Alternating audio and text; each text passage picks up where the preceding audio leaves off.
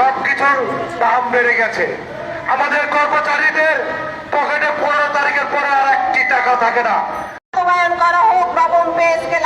আমরা আপনাদের কাছ থেকেই শুনতে চাই যে নবম পে স্কেল বাস্তবায়ন হয়েছে এবং সেই গেজেট দিয়েছেন, আমরা সেটা নিয়েই আমরা নির্বাচনে অংশগ্রহণ করতে চাই। আমি অর্থ উপদেষ্টাকে বলতে চাই, আপনি বলেছেন যে আমরা যে পে স্কেলের জন্য পে কমিশন গঠন করেছি সেজন্য আমাদের ধন্যবাদ দেওয়া উচিত। না মাননীয় অর্থ উপদেষ্টা, এটা এক ধরনের লোভনীয় কথা। আমরা এটা মানি না, মানবো না, মানতে চাই না। আমরা চাই অতি দ্রুত আমাদের নবম পে স্কেল বাস্তবায়ন করুন। আমরা প্লেট সামনে দিবেন, খাবার দিবেন না, সেই প্লেট দিয়ে আমরা খুশি হতে চাই না। আমরা চাই খাবার খেয়ে পেট ভরে আমরা খুশি হতে চাই। আর এটাই আমাদের বাঙালির সামান্যতম কর্মচারীদের আপনাদের কাছে চাওয়া। এই বলে আমি আমার বক্তব্য শেষ করছি। আসসালামু আলাইকুম। বিসমিল্লাহির রহমানির রহিম।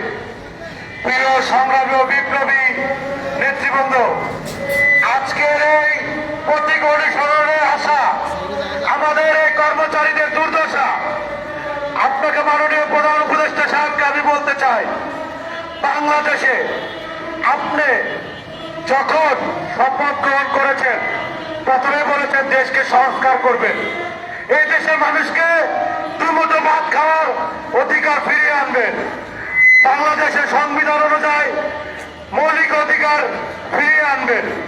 আপনি বাংলাদেশের বর্তমান দ্রব্যমূল্য অগ্রগতি এবং যে জায়গায় যায় সবকিছুর দাম বেড়ে গেছে। আমাদের কর্মচারীদের পকেটে 15 তারিখের পরে আর একটি টাকা থাকে না। আমাদের লুট করে চলতে হয়, খুব কষ্ট করে চলতে হয়। কেউ এমন আছে আমাদের কর্মচারীদের মধ্যে, কেউ ফেরি করে চলে, কেউ রিক্সা চালায়, অনেক কষ্ট করে এই ফ্যামিলি চালাচ্ছে। আপনি বলেছেন জাতিকে শিক্ষা করতে, এই শিক্ষা কিভাবে হবে? আমাদের ছেলে মেয়েকে একটা প্রাইভেট বিশ্ববিদ্যালয় বা পাবলিক বিশ্ববিদ্যালয় ভর্তি করানোর টাকা থাকে না, লোন করে ভর্তি করাতে হয়। স্কুল কলেজ মাদ্রাসা যেখানে যায় সেখানে লাগে। আমাদের কোচিং বা প্রাইভেট পড়তে হলে টাকা লাগে। আপনি আমাদের বেতন, আমি অনুরোধ করব আমাদের নবম পে স্কেল, বৈষম্যমুক্ত নবম পে স্কেল দেওয়ার জন্য। আরেকটি কথা বলতে চাই, এই কর্মচারীদের কারণে বাংলাদেশ উন্নত হয়েছে। আপনি জানেন বিগত সরকার যে পদ্ম স্কিম নিয়েছিল, আমাদের প্রত্যেকটা বিশ্ববিদ্যালয় 17 দিনের পদ্ম স্কিম আন্দোলনে এবং কোটার আন্দোলনে এই সরকার, ছাত্র জনতার আন্দোলনে এই সরকার পতন হয়েছে। আমি হুঁশিয়ার করে বলতে চাই, 31 জানুয়ারির মধ্যেই আমাদেরকে নবম পে স্কেল দিতে হবে।